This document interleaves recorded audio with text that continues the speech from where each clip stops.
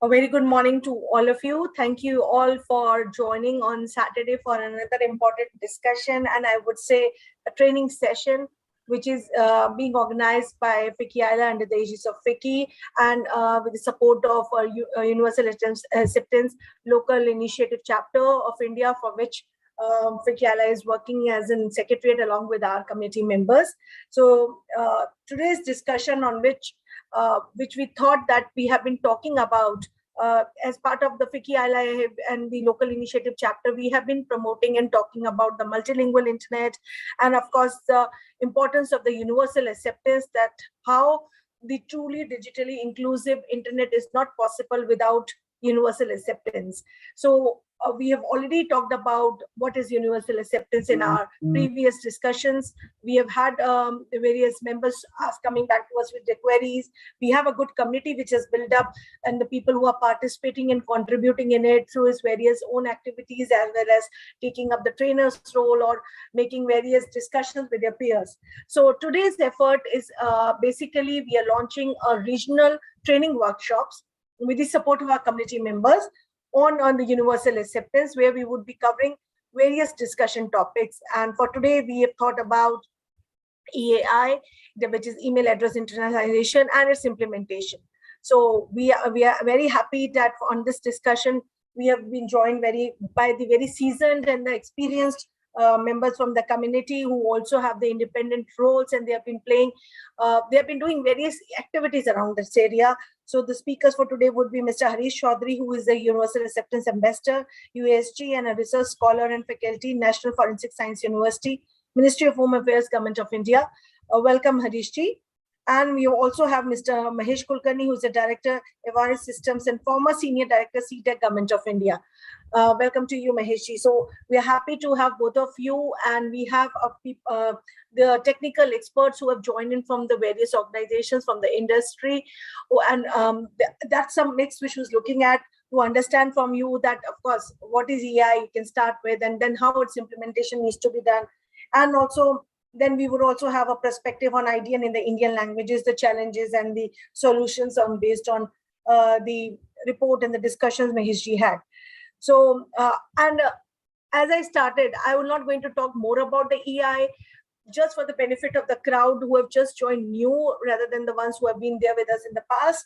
I would just like to say that when we talk about the digitally inclusive internet, we cannot think it complete specifically for any country, and especially a country like India, which has a diversity of languages, like the 22 official languages, without the concept of UA. So it's one of the very, very important pillars for the digital India. And we all understand the importance of the multilingual internet. More so, the COVID has made us realize. We have seen how the digital transformation has speeded up, how the multilingual internet has become highly important, with the people having access to the technology and the device, and of course, the want and the desire for the various services or the content absorption in their own languages. So, like I said, with multilingual internet, UA becomes very important. And also, since we have lots of people in the audience from the technical side, I like to specifically mention that this is something which you need to inculcate it from the starting when you build up the design for the websites. When you think about rather than inculcating as a capsule, you should take it from the starting. That is something will change the attitude, and it's going to have lots of business benefits as well for the companies, for the obvious reason that it increases its reach to the masses, and also it gives them the flexibility to talk to the larger people in their own languages, and also make them reach to your whatever the design website in the respective languages. So I would now request our UA ambassador, Mr. Harish Chaudhary, to kindly start up with this presentation on EI and implementation. And for the audience, in case you have any questions, please park it with you. You can post it on the chat, and we'll be happy to take up those questions post the session is over by both the speakers. Over to you, Harish ji. Thank you, Sarika ma'am, for this wonderful opening. So I'm sharing my screen for the all the audience. I hope it says there. Yes, it's visible. That's great.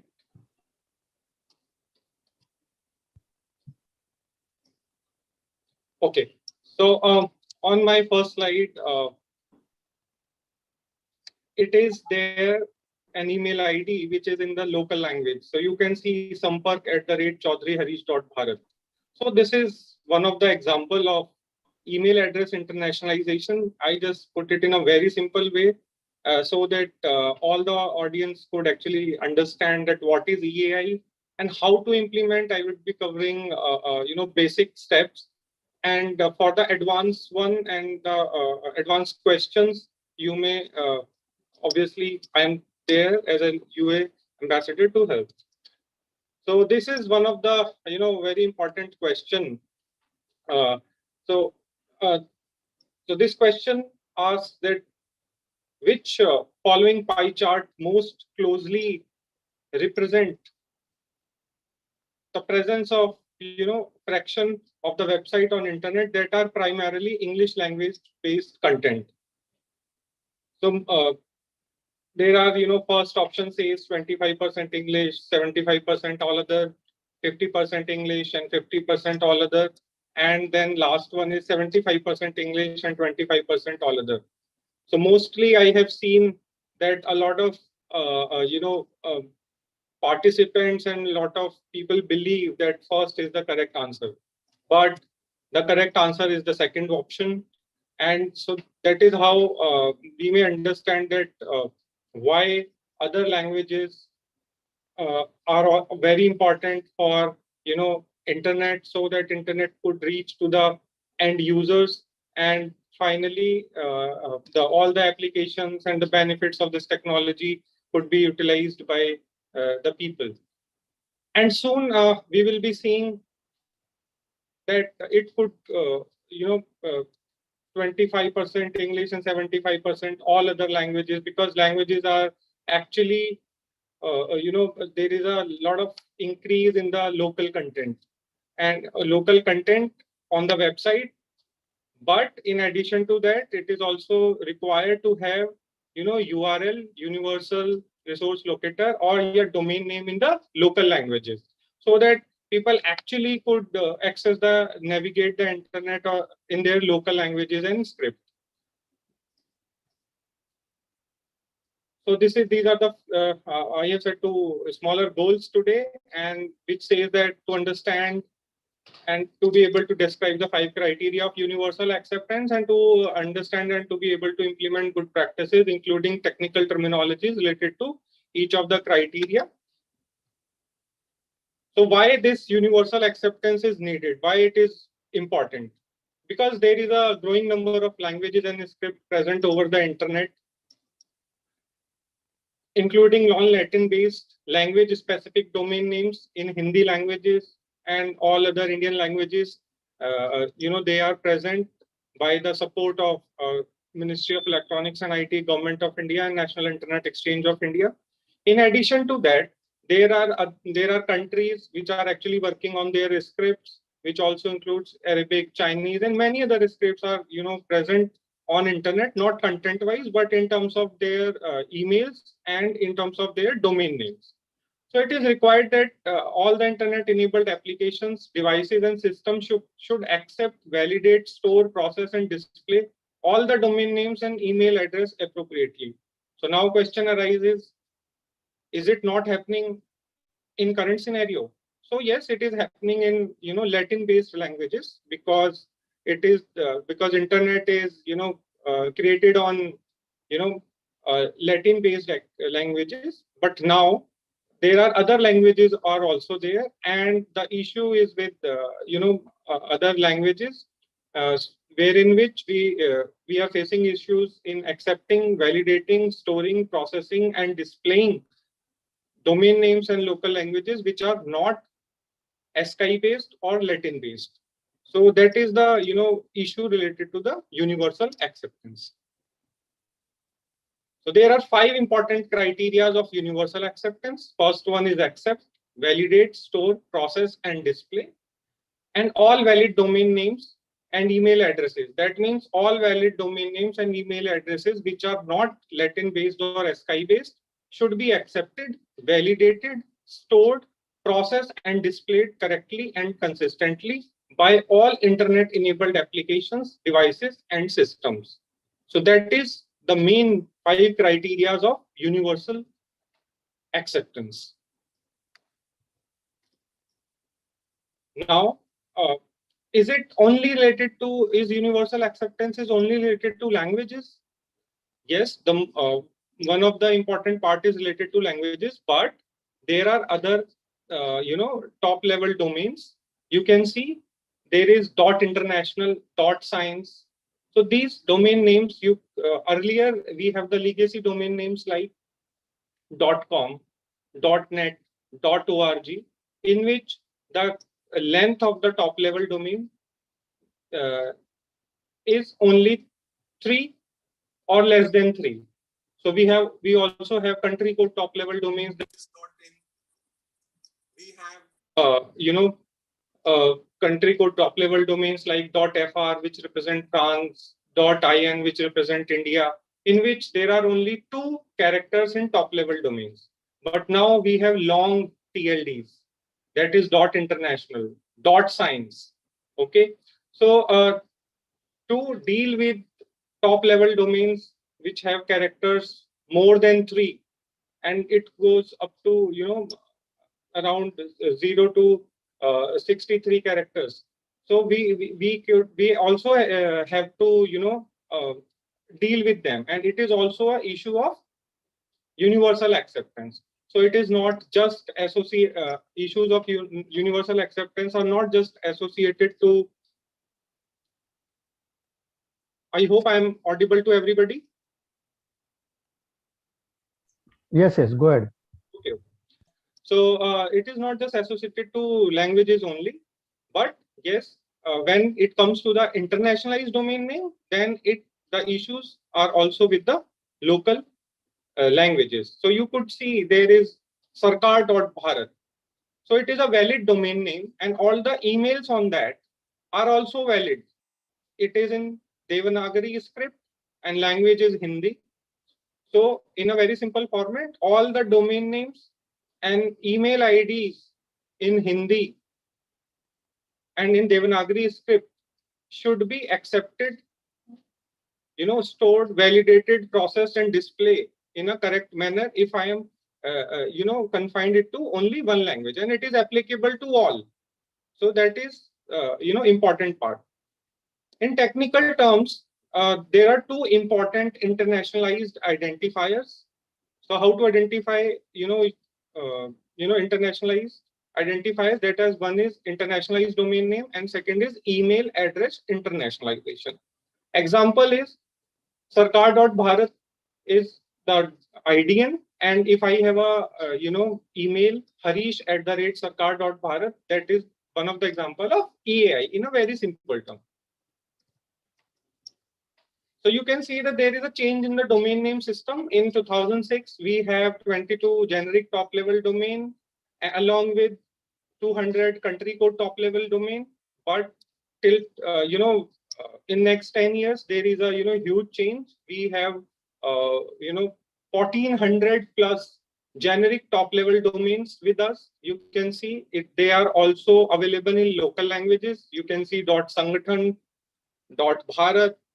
And they are also having more than 2 or more than 3 characters. You can see .global, .london, and in previous slides you have see .science, .international. So these are the changes in the last 10 years in the domain name system. So that is how the entire landscape related to domain names and email IDs are actually changed.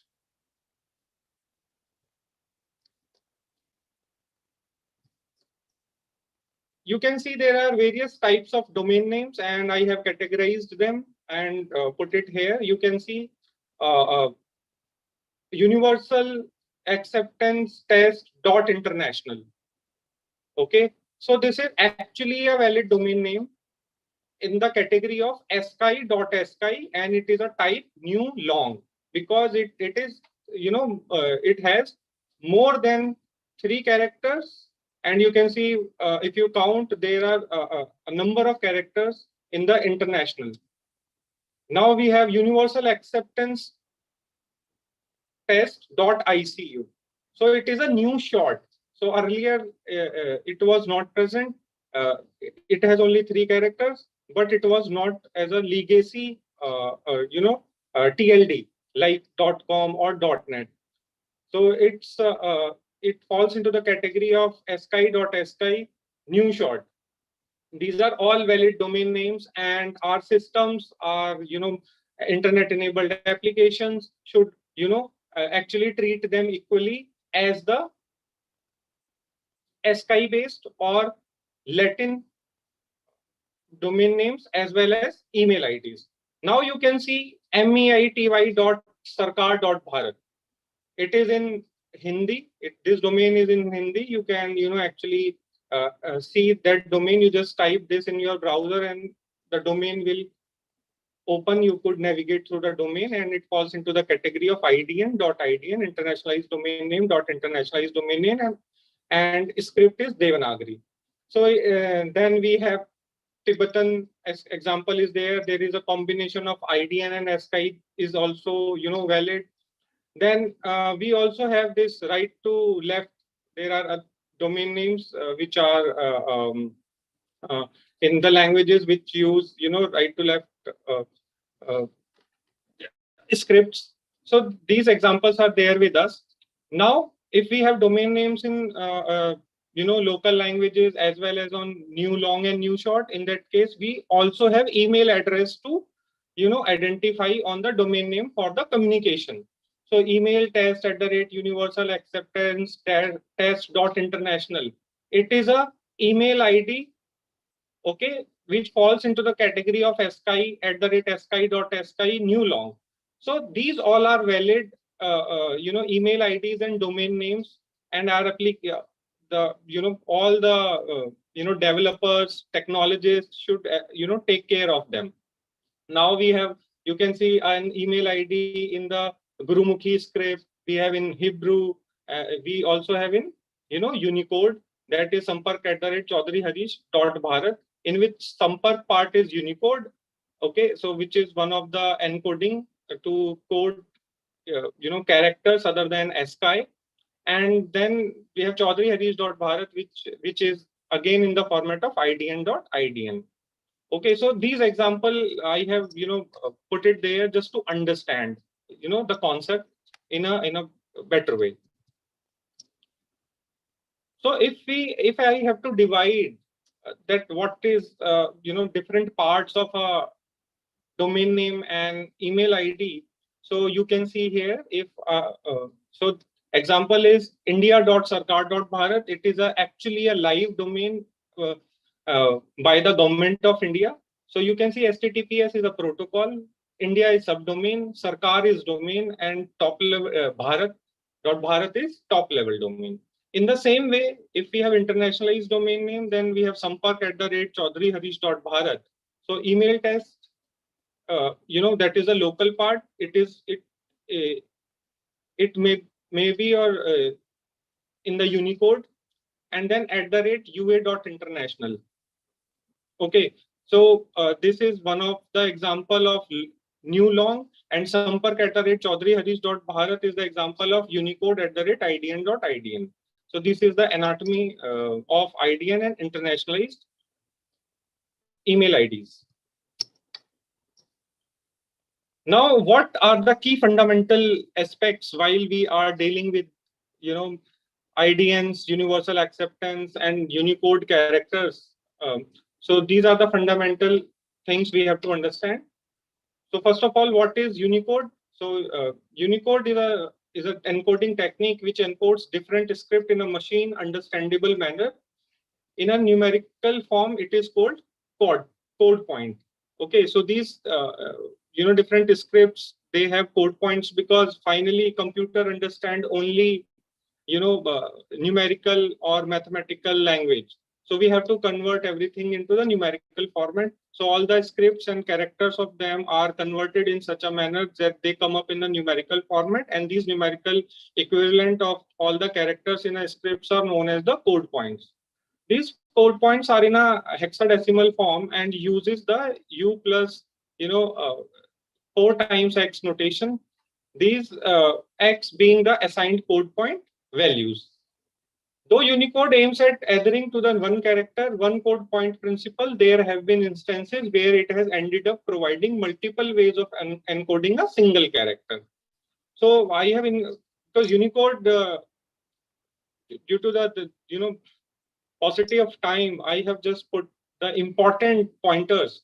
So generally Unicode applied to only one character, but this example shows that one character could be represented in so many other ways in Unicode, so we have to take care of them.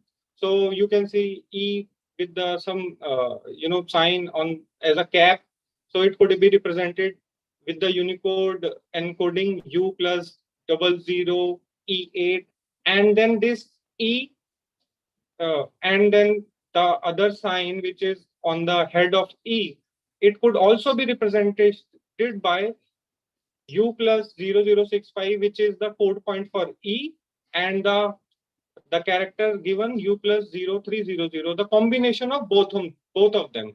Then we have a Ka in Devanagari script, then we have one of the other character in different languages. So it could be the combination of different code points, and it could be the individual code points. So that is where we have to pay attention while dealing with these code points. Then the second step that we have to normalize. So normalization, what is that? Normalization ensures that an end representation is same even if users type differently. So we have internationalized domain standards recommended using normalization form C, which is known as NFC. And I hope my audience here, a lot of people are technical. So that is why I am using these technical terminology throughout my presentation. And now coming back to this, so normalization is actually, represent in the same even if users type differently. So this is because we have billions of users and everyone is typing differently. So in that manner, this normalization process is very important.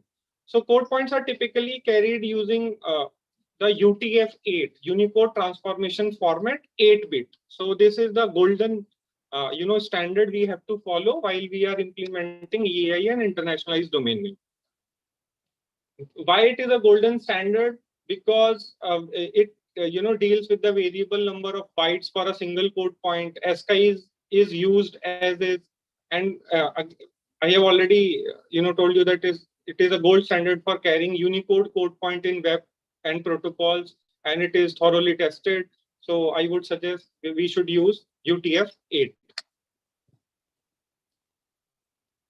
Domain names, we all know that the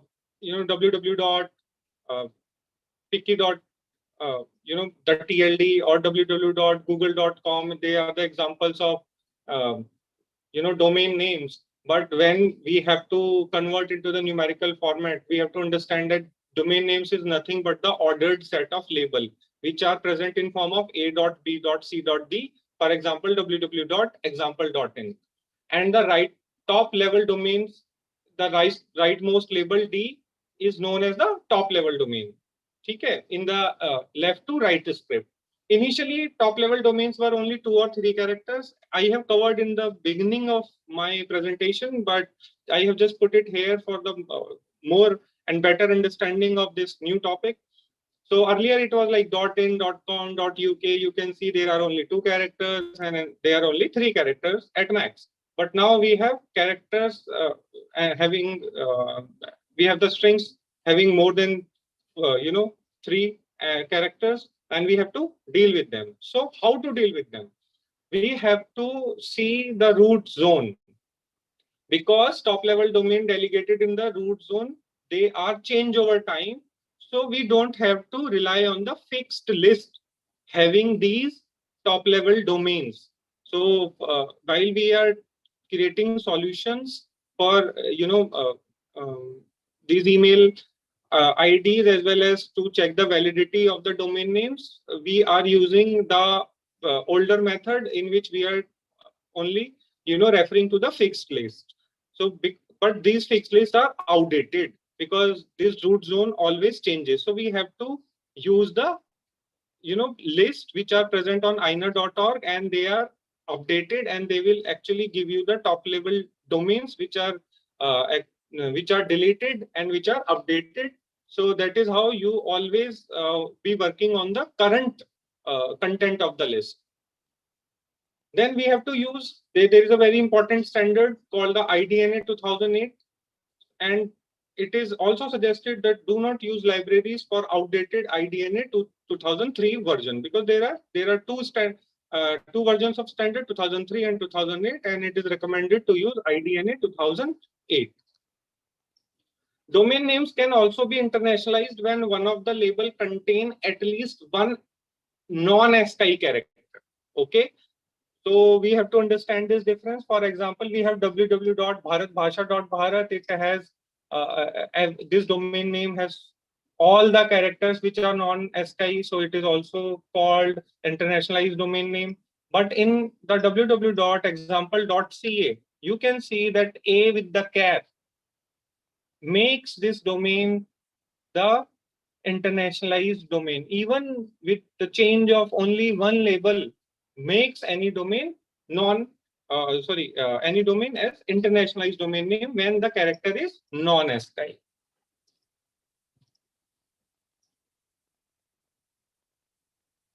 So these internationalized domain name enable the use of non-ASCII character for any label of a domain. Not all labels of a domain name may be internationalized.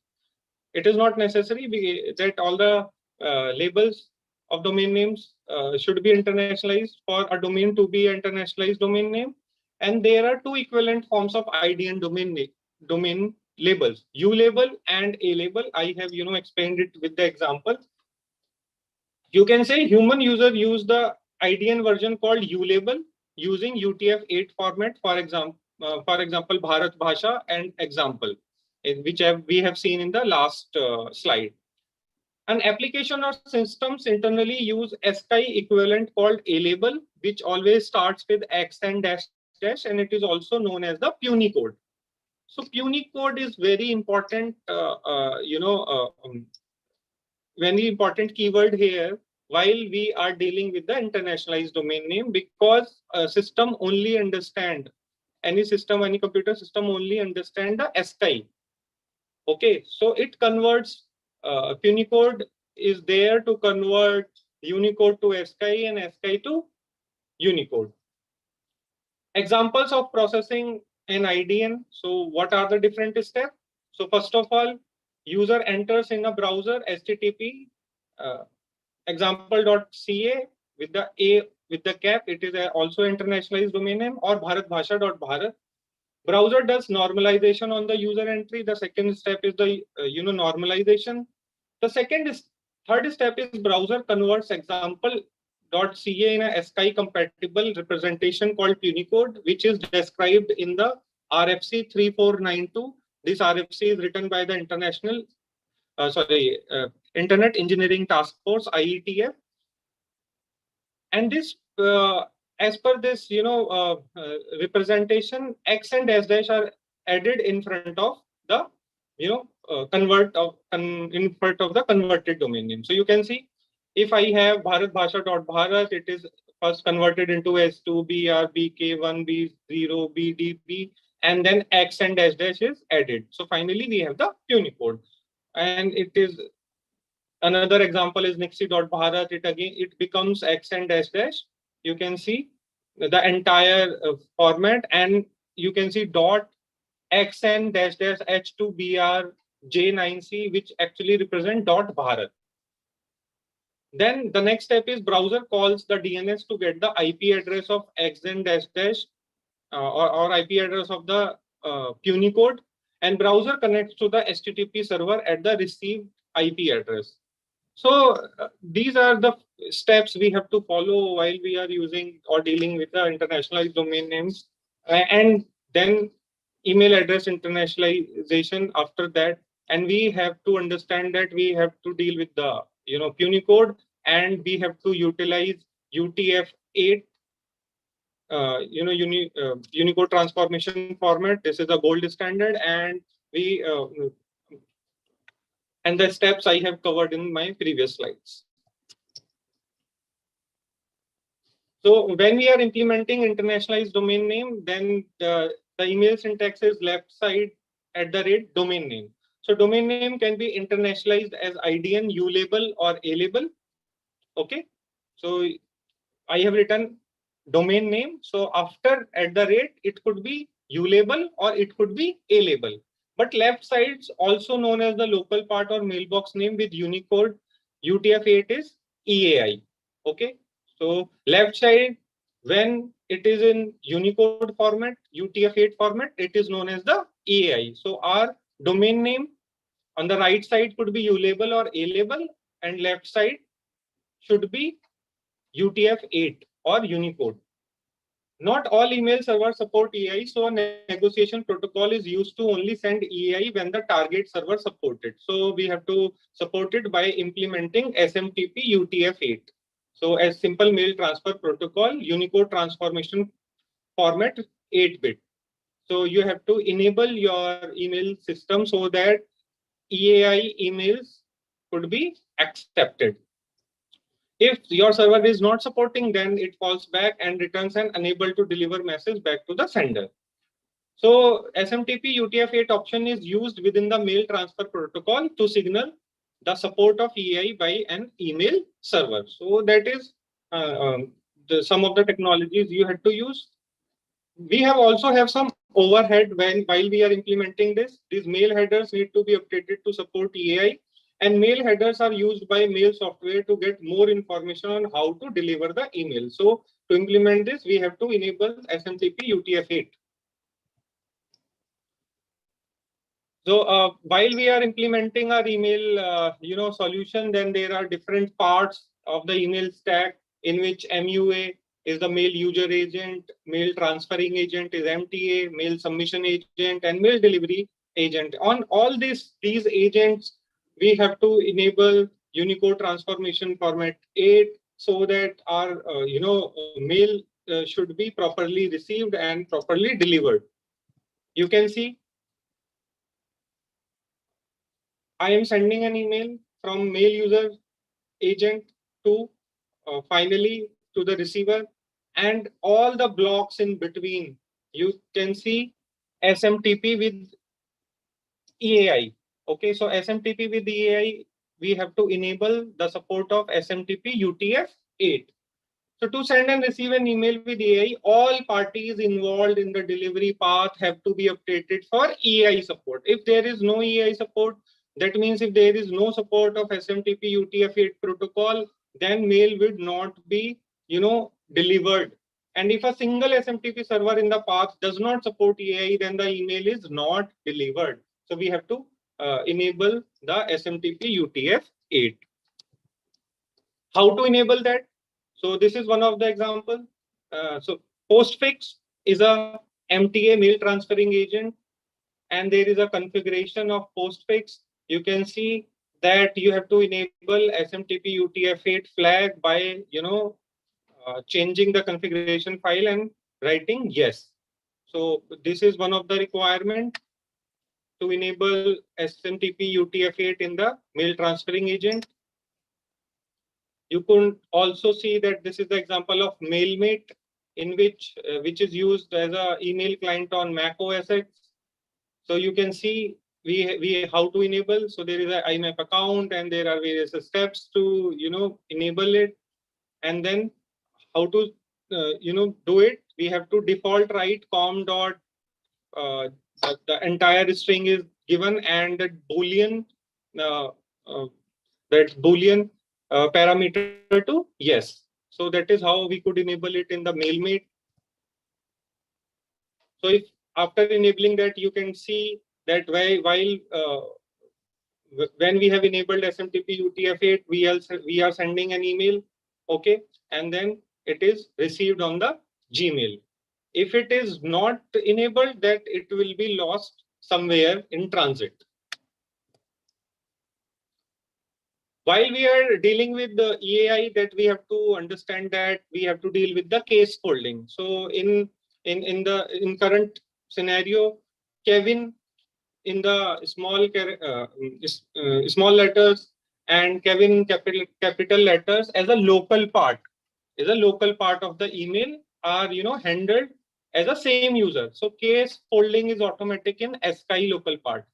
But in case of when we are dealing with EAI, the Kevin and Kevin with this character on E, they are different.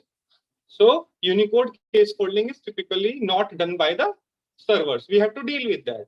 So typically in ASCII email addresses, the local part can be uppercase or lowercase. In UTF-8, case folding is not same as ASCII. So that is the important point we have to consider.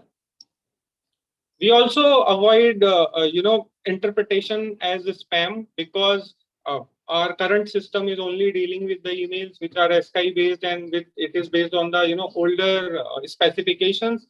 So while for example, I'm sending an email from harish@sarkar.bharat to somebody, it will mostly land up in the spam. So we have to also deal with that.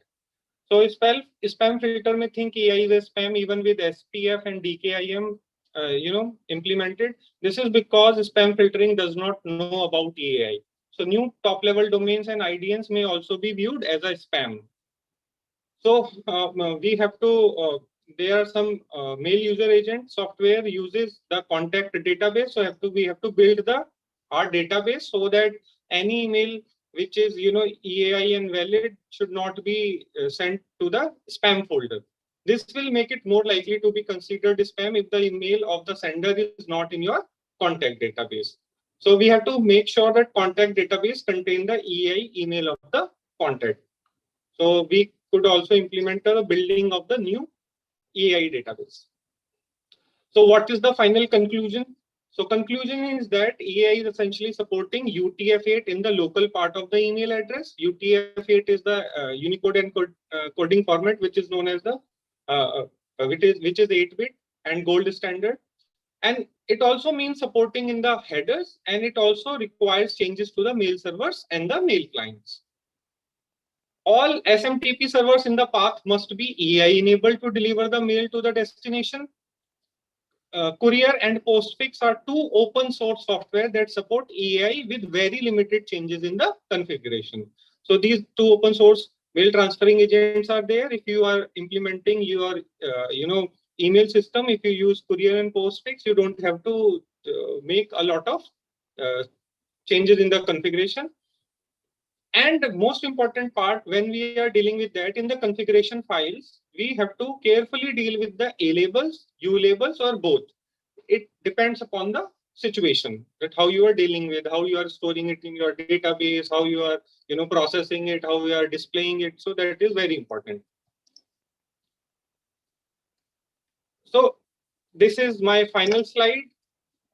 Again, universal acceptance, good practices to accept, validate, store, process, and display all the domain names and email IDs in an equal manner.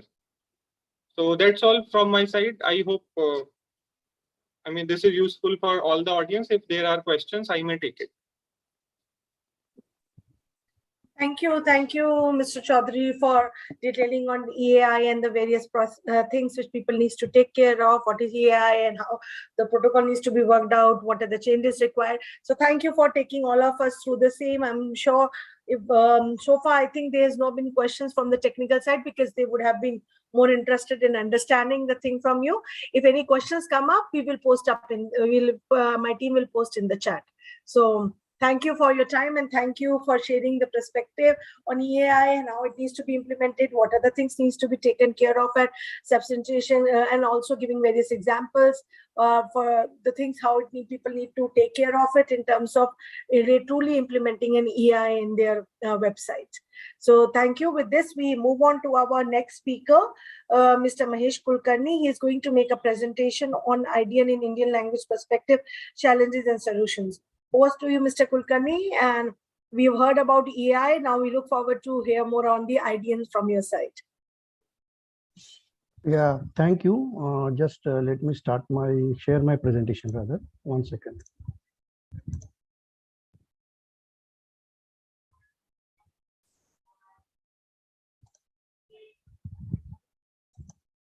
I hope the presentation is seen on the screen.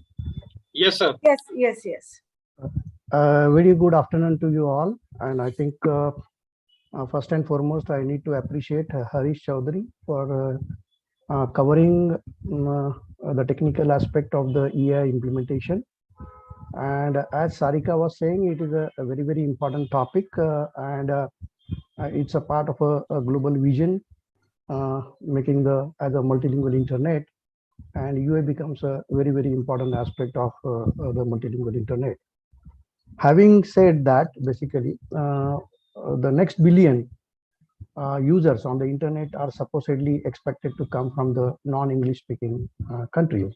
So I think as a India, it's a great opportunity for us having 22 Indian languages.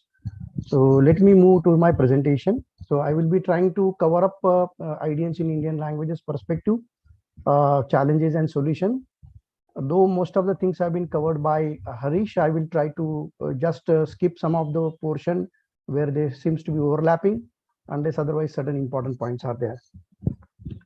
So just to give a landscape of Indian languages, you are aware that there are almost 438 living languages, Indian languages, living languages. When I use the word living languages, it means they have been used by people. It might be some few lakhs or few crores, or it might be a few thousands of people. So that's a number which is a very, very large number in terms of the languages. And I'm not going to say it's a dialects, it's a languages.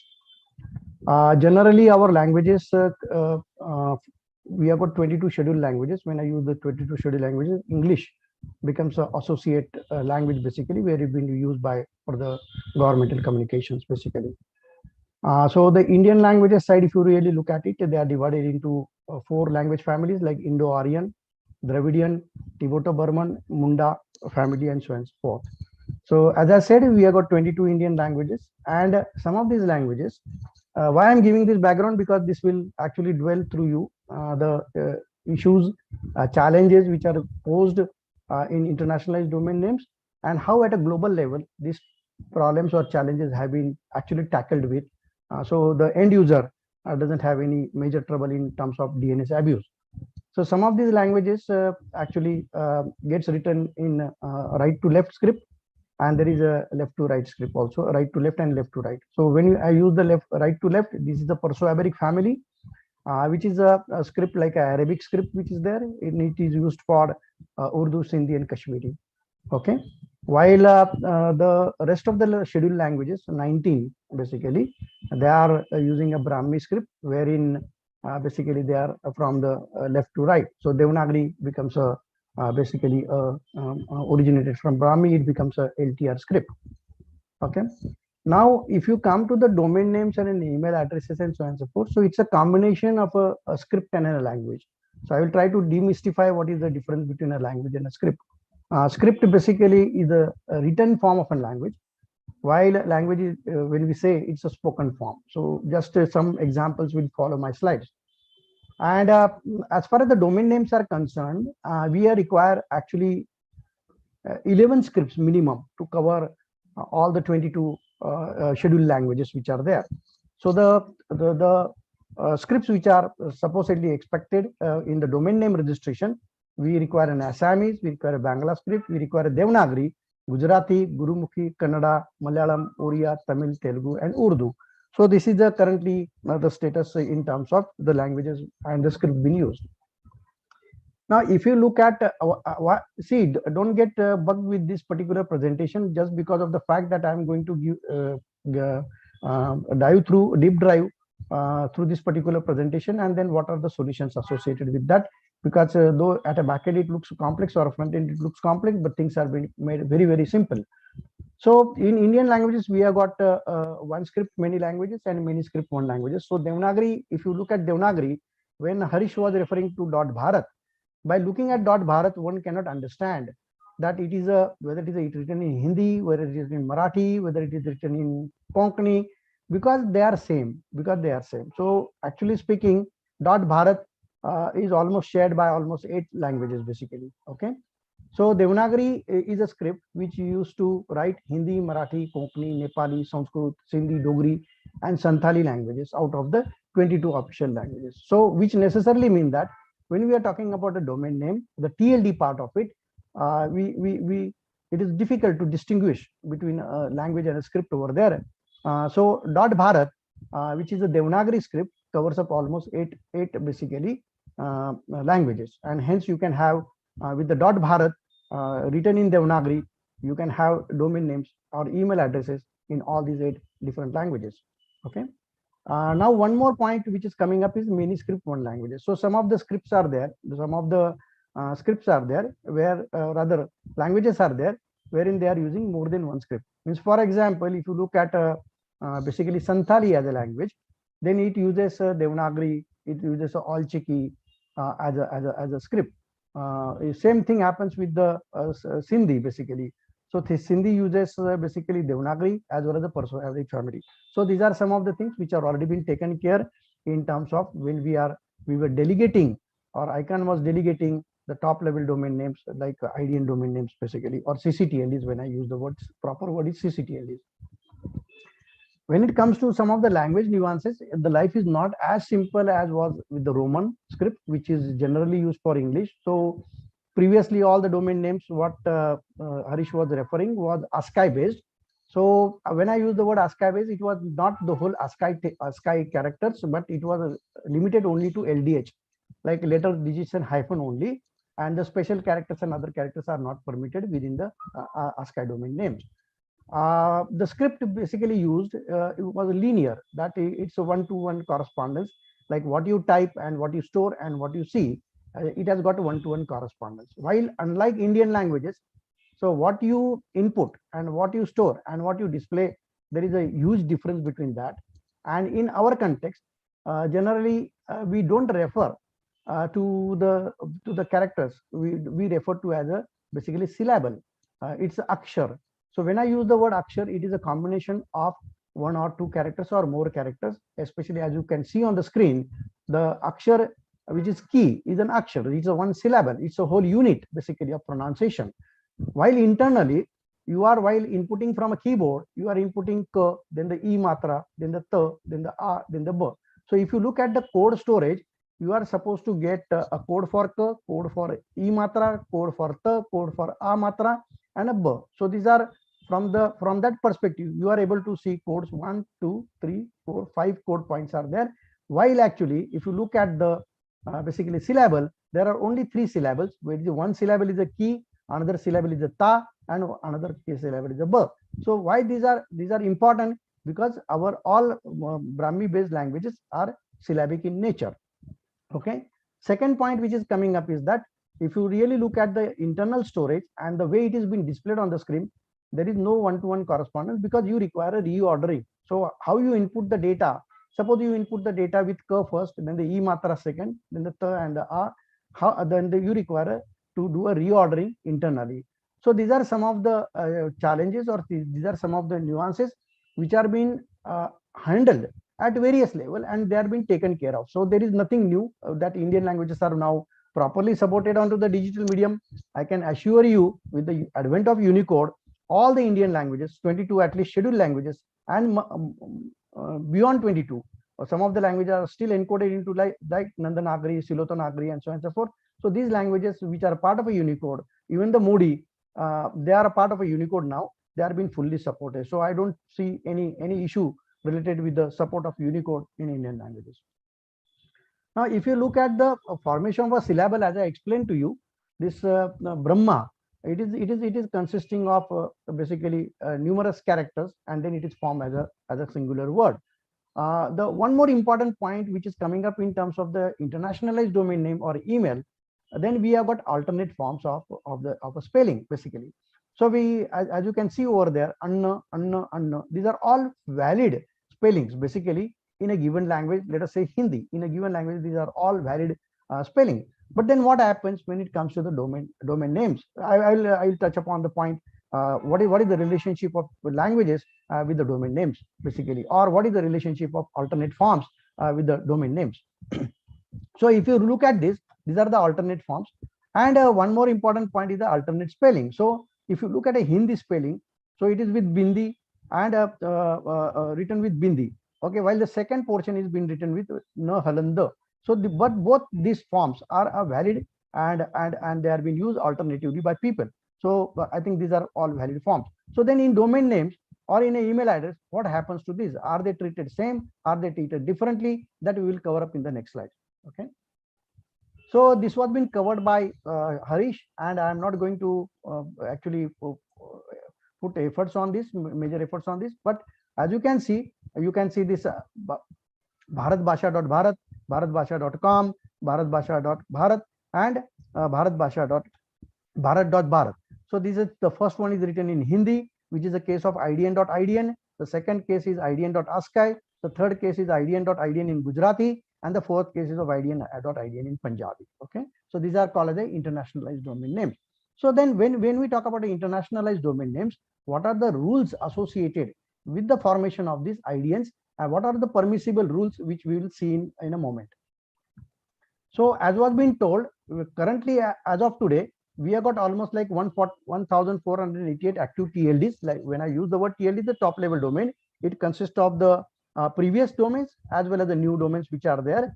With the ICANN opening up the new GTLD program, we have got now TLDs which can go beyond 3 characters, which was being talked by Harish. Okay, including out of the 1488, we have got 153 IDN TLDs, which necessarily mean that like .bharat. So India itself, we were very privileged basically to have all the 22 Indian languages represented in the domain names with the 11 scripts. So we have got basically all the, one can now have all the 22 Indian languages domain names in their respective scripts. So the .bharat, as I explained to you, it covers Bodo, Dogri, Hindi, Konkani, Maithili, Marathi, Nepali, and Sindhi Devanagari are being covered using the .bharat domain name. While if you look at this .bharat written in Bengali and Manipuri, covers 2 languages, and ID, CSC, TLE also consists of left to right and right to left script. So we support basically Urdu, Sindhi, Kashmiri as well. Now this part was, though it was being shown to you, I just wanted to highlight some of the things is that there are certain rules basically when we particularly form either a domain name or a email ID is set. So as was been explained before, we called something called a mailbox or a local part, while the this particular part after it is called the domain part, and there are certain specific set of rules for both of them basically.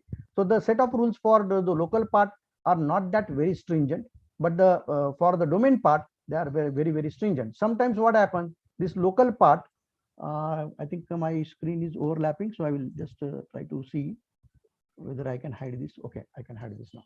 Okay, so if you look at the ASCII domain name or emails, there was a limited character set, so it was limited to only LDH, that is the letter digit hyphen, and in the domain part LDH was being permitted, while in the mailbox apart from LDH, certain printable characters and unquotable characters like exclamation mark, hash, star and $, they were permitted, and some quoted symbols, quotable characters were also being permitted with it. And if you look at it, this particular whole string, it can be validated with a regex pattern. So if you make a regular expression for validating this particular domain name or email ID, then with the ASCII it was very simple that one can use the regex pattern and do the validation basically. Okay, now we will touch upon some of the points of homograph and homophones. I will try to demystify what is meant by homograph and what is meant by homophones. So they are spell variants, homophonic variants, and misspelling, etc. So these are termed as either homographs or homophones. When I use the word homograph, it is just confusingly similar characters.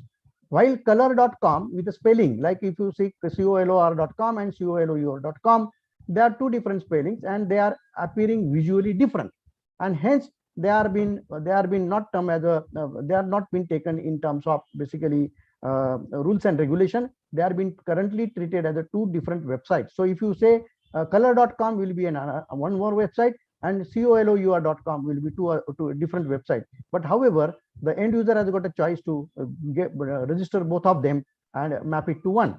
A similar case is the of Vishwakosh and Vishwakosh and so on and so forth. But I would like to bring a point over here that even the ASCII domain names, they do have a lot of issues. Okay, I did have a lot of issues, and one of the issue of that is that we can make a confusingly similar what is so-called the domain name by using two V's put together. So at a smaller point size, if you look at this particular vishwakosh.com, it has been written with two V put together, which appears to be a W, and hence it is likely that even in so-called the basically ASCII domain names, you still do have certain small challenges over there, but they are overcome by different mechanisms. Similar way, ICICI.com and ICICI.com, if you they more or less look similar, but the second one which you look at on the screen is been, instead of using I, it has been using L. So the second domain name is lclci.com, but for a common man it looks similar. And in ASCII domain name, these are basically handled in a different way and not as a part of a domain name system. So domain names not necessarily not be meaningful, and also it is not possible to have 100% accurate rules or database to handle such linguistic variation in any given language. Okay. Now coming to the IDN email, which was being talked about, that how to achieve the IDN email, right from basically the inputting to validation to storing to processing, and then to finally at the end of the day again display part of it basically. So it has to go through all this cycle. When we are talking about a UA readiness, it has to go through this all cycle. So this is an example of an IDN email, samparka@iigf.bharat. Okay. So again, same thing, before @ it is a mailbox part, while after @ it is a domain part. So for domain part, the domain rules applies, while for the local part, the local rules apply. Okay. And today, if you look at IDNs basically, or email also, EAI, currently Unicode version is 14.0, which necessarily have got close to around 1.5 lakhs of characters and representing almost 159 modern horizontal scripts. So there is a great challenge in terms of having a set of rules, regulations, and protocols which will actually minimize the domain name abuse.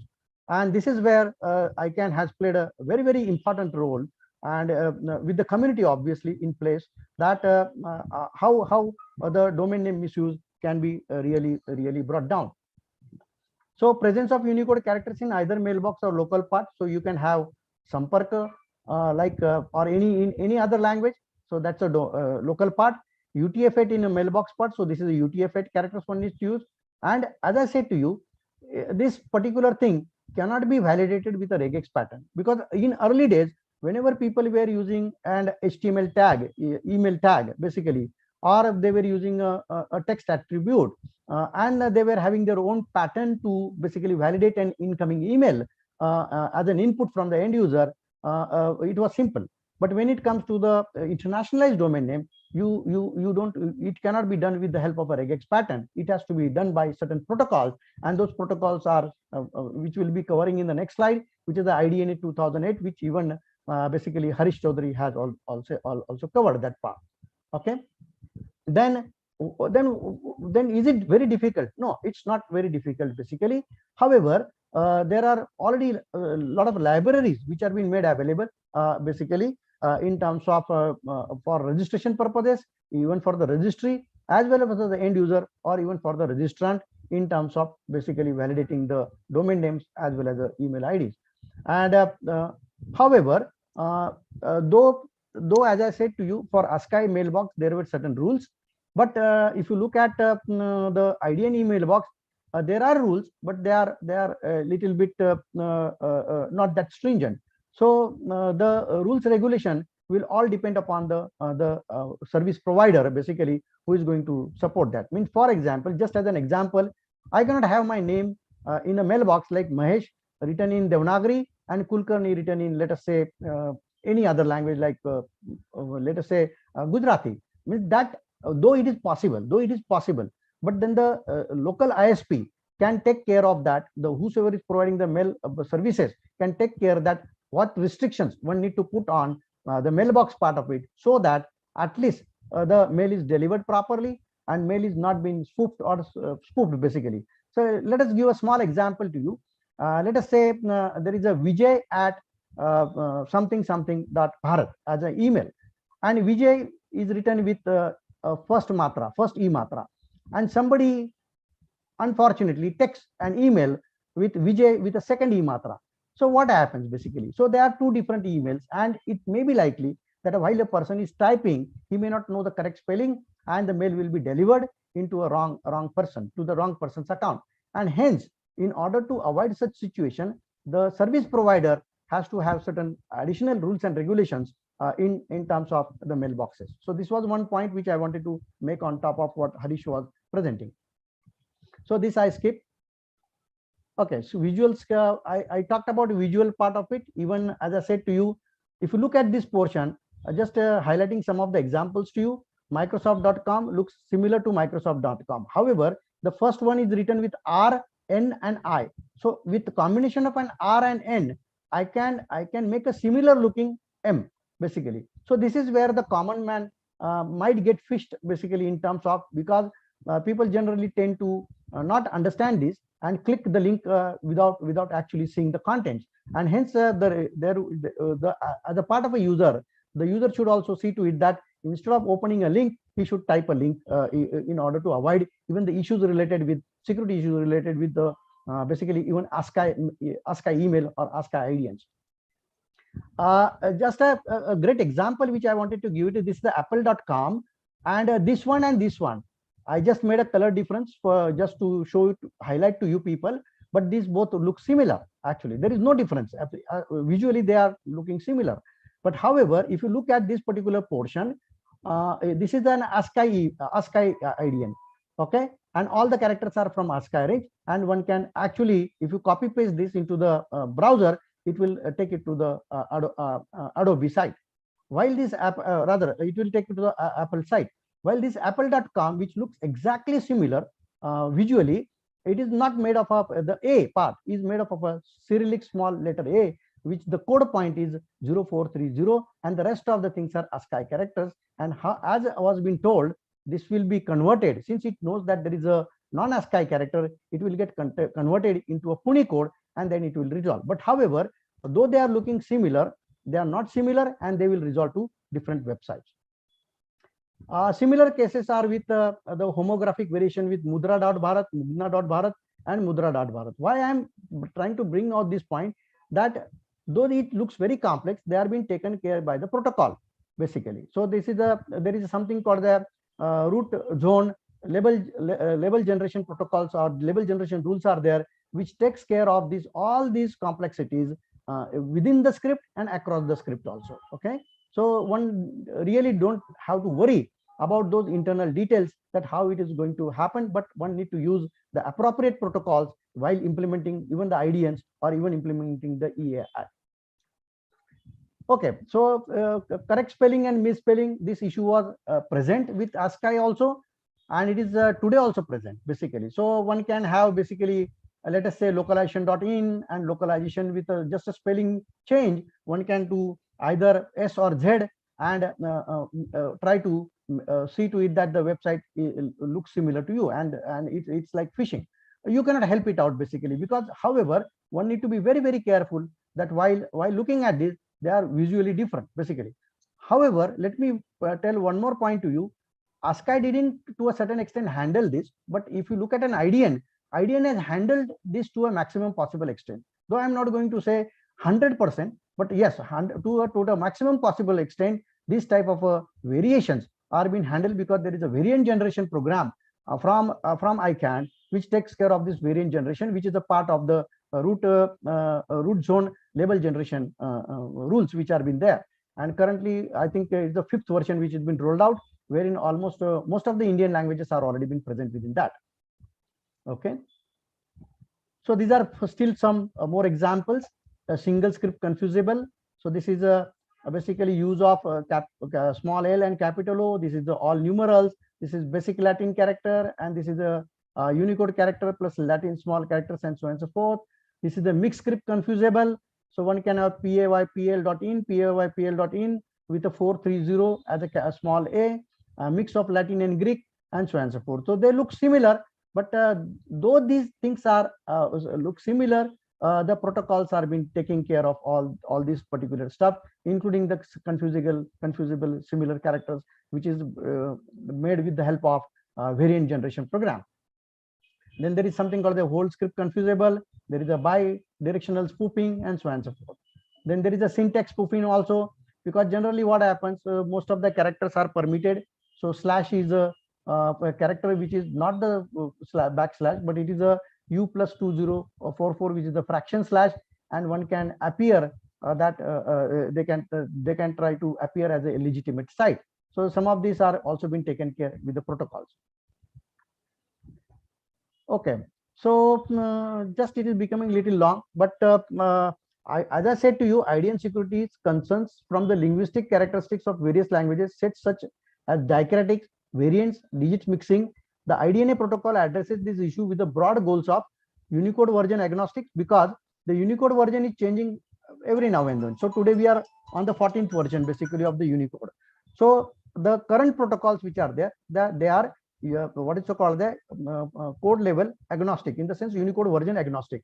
It is easier to understand. So you whatever I explained to you, it is at a back end. One need to really understand as a developer. One need to understand. But however, even for a developer, the implementation is very simple. Though you don't know your language or you don't know all these nitty-gritties, with the protocols, it is exceptionally simpler that you make your website or you make your email internationalized. So that's a fantastic work which has happened by the USAGN and ICANN, which has hidden all these aspects. Though they are available for people to do a research and so on and so forth, but they are made very, very simple in terms of the implementation. Then the protocols are more easier to understand, more predictable when languages and scripts are applied and used, and more adaptable to the regional requirements. Okay, so I'm not going to but the IDNA protocol basically with these problems which I mentioned to you takes care of most of them, and some of them are like which code points are permitted, okay, in a given language. Then like in Hindi or in Indian languages, there are special symbols like Om is there, and some swastik symbol is there. Actually, those are not been for certain purposes. Those are not been permitted in the domain names basically. Okay. Then mixing of the script is not there. So there are certain rules which are taking care of this, and the life has become extremely simple because of the protocols which are being implemented. Okay. I'll skip this particular portion. So for the developers, from the developers perspective, one need to look at implementation of IDNA 2008 rather than the 2003, which was the old protocol, which already Harish has covered up. I'm not going to cover up that, but one can definitely look at IDNA 2008 protocol and understand the nitty-gritties while implementing. Okay, so this is the IDNA protocol 2008. Okay, okay. Now what is happening is that in this case, every registry, while having a starting a TLD, let us say .bharat, and need to implement some of these protocols which are there into their registry, and then again followed by the registrars, and then finally the registrant, because the registrant will require inputting. Then one need to look at whether they are similar or they are not similar, and so on and so forth. And accordingly, the registry will allocate the domain names or whatever. So whatever. So in such case, what is happening is that there are certain rules which are general purpose rules, which is by the way of the IDNA 2008 protocols. But there are certain specific rules from the registry perspective. The registry perspective rule, I'm going to only highlight one registry perspective rule to you, just to understand why registry perspective rules are very, very important. So let us say that you have got a Devanagari code point which is in front of you at this moment of time, and you are permitted to use the code points which are there. Okay, and you are using this code point. Some of this code point which is highlighted in a white, this is like danda and double danda. They are not being permitted just because it might actually confusingly similar. They are confusingly similar with the matra of Devanagari. So some of these code points, so it's a lot of study has been taken care of, and it's a foolproof mechanism which has been developed and designed to take care of this nitty-gritty. This is one part. Second part is that, just to give a small example to you, that in let us say ASCII domain name, I can take LLLL 10 times .com as a website. Okay, or somebody can take LLL 11 times .com. Now, who is going to count and who is going to say that they are same or they are not same? In case of Indian languages, in order to avoid this particular situation, what we have done in a registry itself, we have talked about something called a valid combination of a syllable. So we are going by a syllable concept, and basically an engine has been developed. A validation engine has been developed for well-formed syllables. For what it means is that I cannot take matra.com, or I cannot take something called the ukar.com, or I cannot take an invalid syllable combination basically in a domain name which has been allocated by .bharat, under the .bharat. And that is where I think it is a very, very foolproof mechanism which has been designed, developed, and been implemented at the registry level. Why these important facts are being shared? It is just because they are being taken care of. This is one part, and people don't have to really worry about the nitty-gritties involved within this, because that's been taken care by the registry portion. As I said to you, it has been backed up by a very robust policy. The generic policy coming from the IDNA 2008 protocols and other things basically, and at a registry level, a specific Indian registry level, implemented at a NICSI, we have got something called as a validation engine. So whenever you are either an email or not an email, whether your domain names, when it goes for resolution purposes or even for registration purposes, it goes through the validation engine, and then only the valid syllable domain names are being actually given. Otherwise they are being stopped or they are being blocked. And even variant generation rules are there, wherein, as you can see, your last example like mudra.bharat, and if you look at this example, you got a mudra.bharat with r with written as a r halant the halant r, rather this is the halant g n and the halant g. They look similar at a smaller point size, but then in order to avoid this confusion, though some of these portions now have become a part of a root zone label generation rules, but however some of the specific cases are already been taken care into the local registry. So there in the local registry, two changes have happened. One is basically formation of a valid syllable and going through the validation engine, and then there is something called the variant generation engine to stop the spoofing and spacing. Either one can block it, or either one can give those variants to the people. So I think I have covered most of the point. Maybe these are some of the repetitions. I don't want to get into that. Okay, last two slides are there.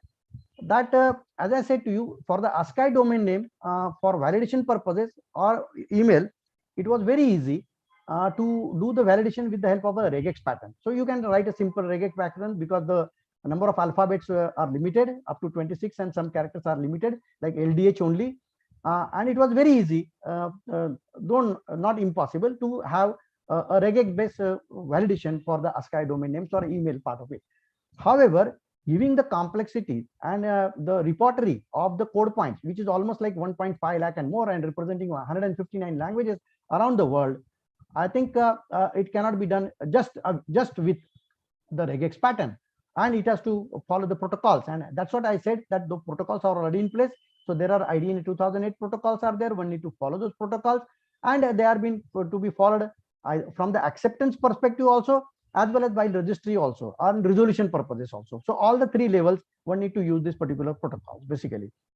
Okay, and last point which I wanted to show is that the language specific rules which are there, that one can create the varia. This is the one of the syllable which is eyelash r, and one can create this eyelash r with a hyphen. So now, since hyphen is permitted and this is also permitted, this becomes a valid domain name.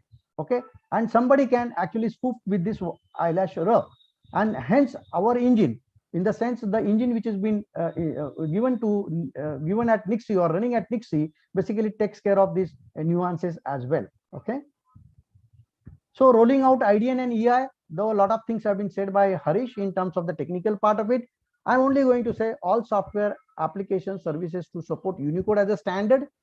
And as he rightly said, UTF-8, because that's a universal gold standard which is there. The fundamental step in UI compliances is as follows: that one need to delegate the top level domain name, and then implemented by a registry. So fortunately, we have got all the 22 top level domains for .bharat being delegated by ICANN and been implemented by Nixie. So now you can get the domain names in all your Indian languages. So this is one part. And also one can start something called the email IDs to be given. Okay. As a policy, registry should follow general policy IDNA 2008 protocol and IDNA 2003 for transitional period, and optionally region specific policy applicable to subdomains, language tables, optionally variant generation, which I talked about. I was not able to give a glimpse of the ABNF or the so-called the specific policy for want of time, but one need to appreciate that registry will also have their own rules and regulations on top of the general rules which are there. Okay, so these are some of the references. One can go through these references for all the technical details. I think there is a huge knowledge base which is already available on usag.tech.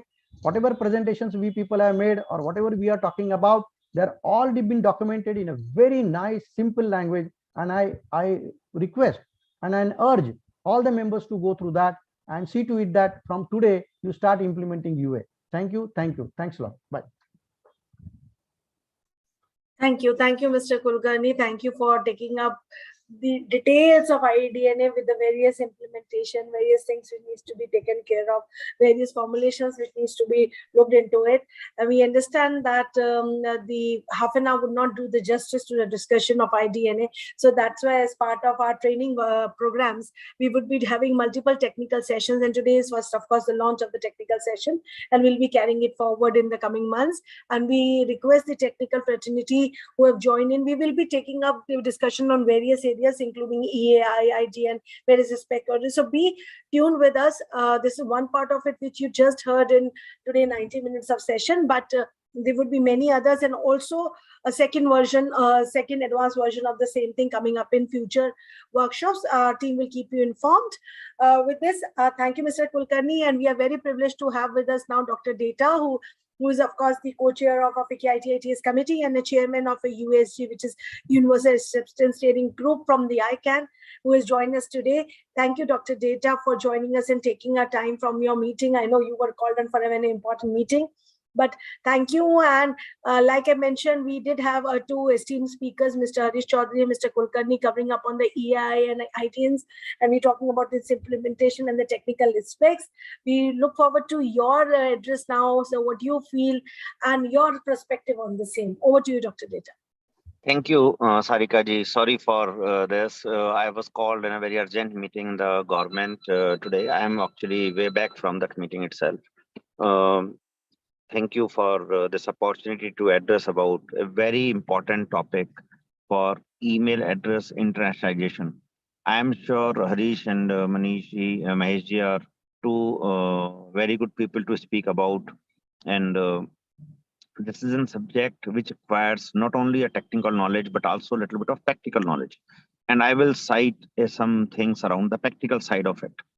So one practical issue which need to be understood is, if you are EAI ready, which means you have a Hindi email address, and you send an email to a non-compliant mail server, which is not UTF-8 compliant, as was told by Harish and Maheshji, what happens? And what should happen? These are the two things. So ideally, the mail should get delivered, and mail will get delivered in most of the cases, but that will show a Unicode that may show, the may word is important here, that may show a Unicode characters in the recipient side. If the UTF-8 is not delivered and the mail server still tries to deliver an email. So if the mail server who is having EAI wishes to deliver an email to the non-compliant email server, it could send an email by the Unicodes as a from ID, and mail will get delivered because Unicodes are all ASCII characters. Another recommended practice by USG is a downgrading. So what is that downgrading? So what is recommended is that the mailbox has two IDs mapped to each other. One is an EAI, second is an ASCII email address. And if the mail server, the recipient mail server, do not receive an email from ID and email address or the EAI email address, the server should automatically send an email from the ASCII email address and downgrade that email. That is the concept, is called as downgrade. So if you will see downgrading, that is there as standards and a recommended best practice by UASG. So there are documents to that effect to suggest that. That is the practical part of it. Another practical part of it, and we have been doing this in ICANN to allow people to experience EAI. So how do they experience? Because most of the people do not provide email addresses in the language of people's choice. So we have gone ahead and have a app in India that is called Data Mail, DATAMAIL, which allows you to register an email in all Indian languages, and you could register an email address in the language of your choice. So if you are listening to me, you can install that app on your phone and get a free email address of the language of your choice. All the Indian languages email addresses are available totally free. What will happen with that? Once you have that email ID, you can test your own email system by sending an email from that ID to your email address of your organization, of your corporation, of the domain name you have. And the way it gets delivered, doesn't get delivered, can you respond to that email? And if you cannot, then this workshop is the ideal workshop for you to see where the problems are and what steps are supposed to be taken. That is the knowledge use which can come into effect immediately. And the third practical aspect is that why you should really worry about this. What is in there for you? Is there money into it? So the answer is yes. There is a money into it. And why money? Because you are getting a knowledge of something which now most of the people do not have. And you get a competitive advantage around that because you are now making a mail server or the application where the email addresses of any kind can work. Will it give you more money? Because of your resume, you will cover something which will give additional value to the company. So ultimately, this translates into better remuneration and better job opportunities for developers and programmers, and for organizations, a better software product which can serve them, which can help them serve global identities, which could be not just in Indian languages, but also in Japanese, Korean, Russian, whatever language email addresses comes into play. And it is very important. Why? Because somebody may argue that who is taking that email ID, but the word is adopting the domain names and the email addresses obviously follows. And if Chinese customer comes to you with a Chinese email address, will you deny the services to them? Can you serve them or not? And that is where the need to upgrade, need to fix that bug comes into play, to ensure that the systems which we are building, the apps which we are building, the solutions which we are building are EAI ready. And in a nutshell, they are UA ready, which means that you should be able to accept an email ID in the non-English characters, and they should work as good as the English characters, the way it works today. I think a lot have been said here. Sarika ji, I will not repeat. I don't know how much has been said and I have repeated already, but I guess this will be helpful. And thank you very much, everyone, for joining in and opportunity for me to speak about it. Thank you very much. Thank you, Dr. Data. Yes, we did have the presenters talking about the thing, but it was very important to hear from the chairman UASG to talk about why it is important, why the thing businesses need to take it seriously, and actually to be part of these technical sessions to learn how to implement it so that we can serve it. So thank you, Dr. Data, for mentioning that. And of course, audience like has been mentioned by Dr. Data and the presenters. There's lots of material also available on uasg.tech. Kindly visit that. Dr. Data has mentioned about data mail, so you can use that, and there you can get the email address in your own respective the official languages which we have for our country 22, so you can get that. As part of our local initiative chapter, we are happy to handhold the businesses in terms of its implementation. You can write to us and we will connect you to the experts who can help you out. So that's what we would be happy to work with the businesses to implement the UA and EAI in their, I would say, ideas in the EAI in their businesses and to take its benefit. And we've already talked, you've heard the speakers talking about this benefit, so I'll not be repetitive. I know we've already overshot the time. So we would only say that hopefully this session, the technical session, have been helpful to you all. We know that the post-COVID, the organizations having a high focus on the really composite capacities. So it is just not the, I would say, the domain expertise, it is the mix of everything, which includes technical, domain, and professional expertise which requires. So this digital skilling through the process which we are talking about, which is a very important component for your businesses, is there. As part of EAI and the local initiative chapter, we are happy and we are there to help you out. Please come on board with us. You can also be part of the sessions. You can also be, if you want things to be implemented to your businesses, we can help you with the same, or any other queries. So we have the presenters, we have the people and the group who are there. In case of any other requirement you feel with respect to this subject, any things which you didn't understand and you want us to take it in next phase, do let us know. Although from our side, you will get a continuous information on the next series of the workshops, which we will be doing it. So we at FICCI, we would be having a couple of workshops in say next 2 months, and we'll keep you informed on the various dates and timing. There would be a mix of both virtual and physical, where you can join in physical, please do so. Otherwise, definitely, since we understand time in essence and the COVID has taught us the virtual mode. So wherever we can, we'll definitely try to do the virtual mode as well. So with these words, I would like to thank our speakers today, Dr. Ajay Teta, Mr. Harish Chaudhary, Mr. Mahesh Kulkarni. Thank you all for joining us today and for taking out the time and sharing, of course, imparting the knowledge to our audience. So thank you, audience, the technical people who have joined us today, and the others who have been part of the discussions. And of course, the FICCI Secretary team who has been working on it to organize this session with our members. So thank you all. And with this, I close this session and look forward to have many more technical discussions with you all. Thank you and Jai Hind. Thank you very much.